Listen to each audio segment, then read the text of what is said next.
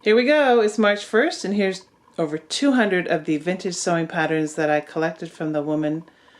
Let's call her Patty because that's a beautiful name to have, and they are her mother's, or were her mother's, and now they're mine.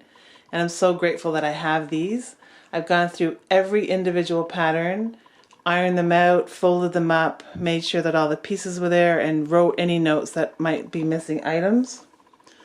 We have the zeros, the ones, the twos, the threes, the fours, 2 boxes of 5, 2 boxes of 6, a box of 7s, 8s, and 9s. And these are patterns that I think I'm going to pass along to someone else. I'm going to sell these ones. They're either doubles or things that I really know I don't want. I don't want things from the 80s and 90s. I really want things that are older. And these are transfers. These are embroidery designed for art needlework transfers. This brown envelope has 10 beautiful different kinds of things that you would sew for your pillows or your towels. And this one here in the back looks like it's from the 50s. And it has Mr. and Mrs. written on them, so you would monogram your towels with the embroidery. This pack I am selling for $12. There's 4 different packs in here, and I will do another video to show you exactly what's in it. But these are ones that I think I'll be selling. So I'll do another video with those. I'm going to do a fashion show where I'm going to show you all these patterns one by one if you're interested. And I'll read the comments that are on the back, and we'll see if I can make a fun video out of that. So since I've gotten that collection of sewing patterns, I've started a few things. This is from 1938. It's 3048. It's a children's or a young toddler's dress, slip, combination, and underwear panties. I made one from 1942, and this one was actually earlier. This is a McCall's, and I wanted to start to make this one of my first projects because I wanted to compare it to the Simplicities from 1942. And this is McCall's 1938. So I have an ongoing project in my project box. So this box keeps all my things together because I don't know about you, but when I start things and I put them down, I usually can't find them again. Let me just put this on the floor. So these are some of the treasures that I found. This is a Cuddle Cut-Ups, which I did make, and I've also uploaded a video on that. And there he is back there, looking gorgeous, I must say. That was a fun little craft that I made, and now I want to actually make more of these vintage 30s, 40s, 50s stuffed toys that children would have had made by their mothers or grandmothers or aunts or whomever would have sewn it for them. And these are some of the goodies that I found in my patterns, which is kind of fun. Being from Toronto, 2 of the major department stores here in Toronto would have been Eaton's or the Simpsons downtown, and here's a receipt for Eaton's. She had bought some patterns for 60 cents. It doesn't have a date on it. It does. Does it? September 1969. So that's a nice vintage receipt that I get to keep, that I will keep. Then there was a photographer's receipt for Sitting with Santa. This is from Simpsons, and they must have mailed it to them, and this is her receipt 1133. So that's something I remember doing, getting my photo with Santa, and receipts were given and they were mailed to you. So that's a great memento of Simpsons downtown Toronto. You got 2 pictures for 25 cents or 6 for 50 cents. Plus 3 cents for handling and mailing. 3 cents for mailing, come on. Then she must have started making a beautiful dress, and these were probably for the sleeves and the collar. This is a beautiful fabric. I found it in one of the patterns. This was this was cut up, but it wasn't sewn together, so I've since sewn it together. It's a bear hat for a costume, and I thought I'm just going to sew it together, and I'm going to give it to my granddaughter. I haven't seen her since October because of the pandemic, and she has a little brother now, and we're trying to keep them all safe. So when I get to see her, she'll have a new bear head to wear. There was this great paper tablecloth, and I cut most of it. There was holes in the white part, but the colored part on the edges, I've covered under a glass table a piece of it. I gave some to my sister that she's going to use in her scrapbooking. But this is how vibrant it was, and I thought that was special. I know it's just a paper tablecloth, but the colors are so from the 60s and 70s. These are leftover pieces that I need to find the actual pattern for, and these ones were like loose pieces that I'm going to try to match up when I go through them in more detail to see who's missing a L in the same shape of what this would be. So those are things, and I actually found a bell. So those are some of the goodies that I found in my envelopes, and now let's go through some of the patterns. I'm doing this pattern 4144. Here's the pattern pieces, but this is the second time I've gotten a big square of paper in which this was folded inside. So it was totally folded inside like a sandwich. So I wonder if they gave them extra paper for which to use as to fold the pieces in to protect it, which would have gone in the envelope. So I'm not too sure why they would give you extra piece of onion skin, unless also maybe someone might have used it for adding pieces or drawing a bit more to the pattern piece. So if anybody knows why they might have included an extra piece of paper, I'd be interested to know. Well, here's something for us Canadians. Eaton's had their own beauty doll, and you could buy patterns to which to make them lovely clothes. So here's a pattern for a coat, a dress, a pajama, and a nightgown. And she even had her own little purse. And the little heart is this size, so that's quite a big heart for a doll. These dolls came in 12, 14, 16, 18, 20, 22 inches in height. This pattern is 9, 2, 3, 4 for your 14-inch doll. It comes with all these pieces. There's 15 pieces. What's interesting as well, it's a Mary Martin pattern. So a lot of Mary Martin mail-in patterns, she made patterns for the Eaton's doll. What a great marketing idea. Sell the doll and sell clothing that they could make to play with their dolls. And this would be pre-Barbie, right? I'm thinking this is from the 50s, but I'm not sure. So if anybody has a photo of a Eaton's beauty doll, I would love to see it. So there we go. All the 15 pieces to make your doll their own wardrobe. And I have it, but no doll. It gets better. The Eaton's doll, I don't know if they had a newsletter or how this worked, but they give you the pattern pieces to draw out, and the mother must have made them for the doll.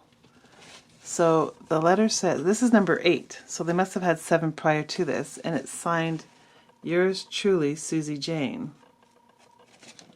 So this is for an evening gown or party dress, and you need 2/3 yard 36-inch material, 1/8 yard book muslin, and cut 2 pieces of each pattern for hem stiffening. Dear reader, we've been asked to design an evening or party dress for your Eaton's beauty doll, and here it is. You will study your layout, pin the pattern onto the material, and cut with the usual 1/4 inch seam allowance all around except on folds. Put in your gathering threads first. Use a large machine stitch for this and draw up by pulling the back threads only. So here's the instructions on what to do. Oh, look. Set front bodice onto girdle. Come on. Also front skirt. So there's the instructions. We have not enclosed a slip pattern, but I suggest you make one from style number 1, slip, cutting the front and back neck much lower and making the slip about 4 inches longer in length, and then you might sew a small frill or lace on the bottom. I hope your dress turns out well. Published by Mayfair Dressmaking School, 406-7 Kensington Building, Winnipeg. That's interesting as well. So you would get letters. Maybe it was like a fan club if you bought a doll. This is too fun. I need a doll.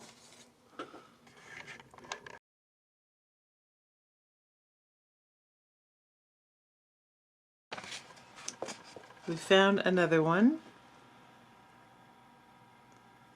A doll pattern. This is a size 16. Patterns 9174. Unfortunately, we don't have the pattern pieces. I wish I did.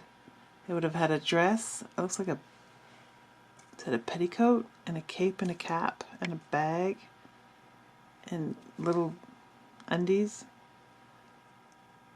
It's so cute. Again, it's a Mary Maxim pattern. The other pattern we had was only on one side. This is two-sided, so it's a Mary Martin sew chart.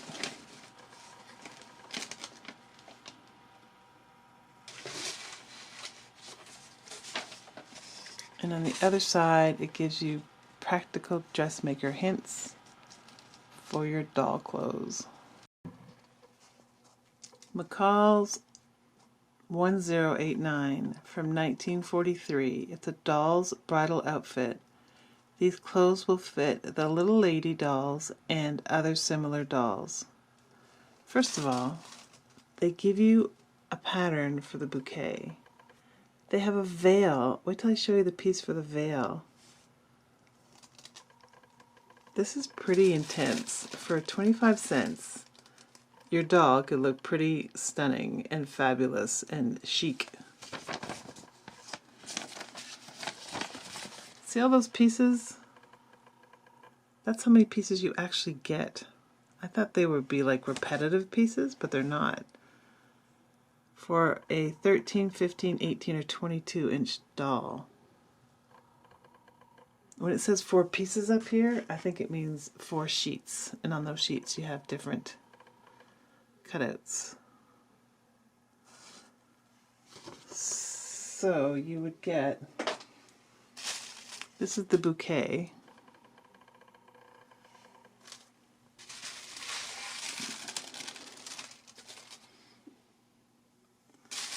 This is for one of the dresses.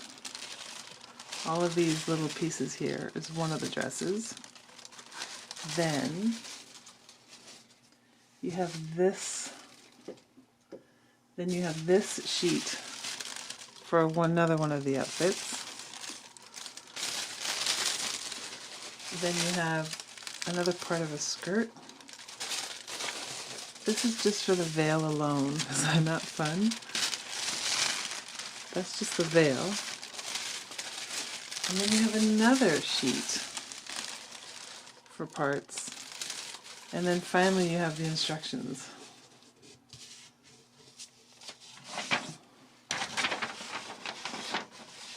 So on the one side it shows you how to do your cutouts. And then this is all you get for instructions. So there's the veil. I don't see the bouquet anywhere though, so there must be another sheet. Nope, there's the bouquet. Wow.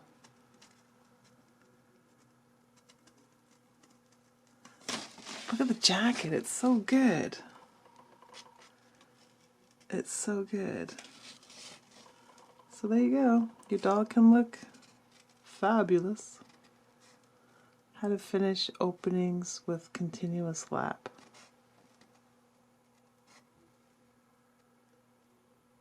Wow. Quite impressive for 1942-43. So this is McCall's printed pattern 1089. Size 18 for size 18-inch doll.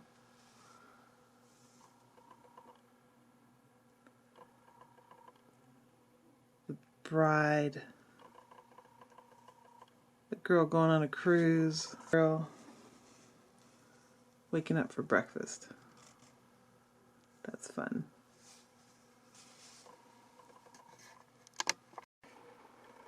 There's one woman that I subscribe to, and her name is Phyllis Metcalf, and she does doll clothing. So sometimes when I watch her work, I'm like, those are actual pieces you could use for an adult or a child's clothing, and just the technique that she uses. But she has some fabulous things.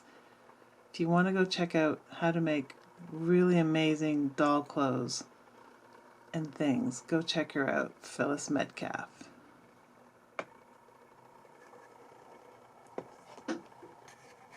Now we're going into 1984. We have Cabbage Patch dresses from their 1984 collection. I actually have an original Cabbage Patch that I bought when my niece was little. She was 3, and I kept it at my place so whenever she came to visit, she could play with it, but I kept it because I really liked it. Her name is Audrey Rose. That's the name she came with when I got my Cabbage Patch. So we have the pattern pieces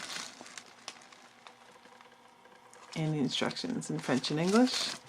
And what was cool was the woman who had this actually cut out one of the dresses and has all the pieces in here. So I might actually sew it together sometime and have a little outfit for my Audrey Rose Cabbage Patch. So here we are, 1984 Cabbage Patch Designs by Butterick, 6509. Staying with the toys, this is actually the original Vogart crochet and transfer patterns, toys for the toddler set to love and cuddle. Easy to follow crochet directions and a transfer pattern. So these are the transfer patterns, the little faces. And these are the things you could make. And here's the back.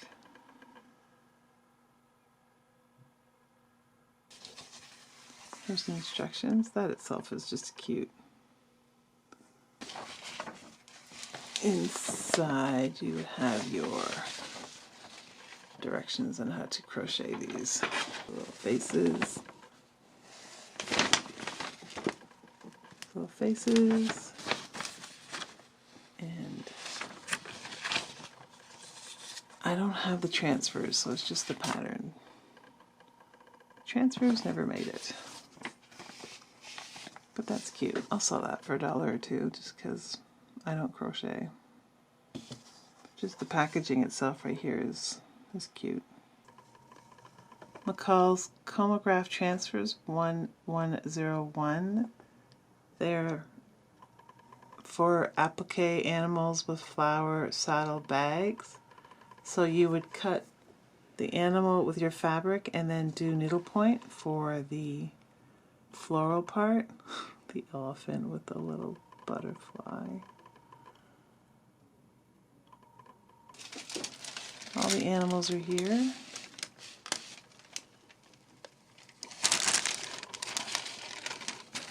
Here's my favorite, this little guy over here. So there's lots of them on here.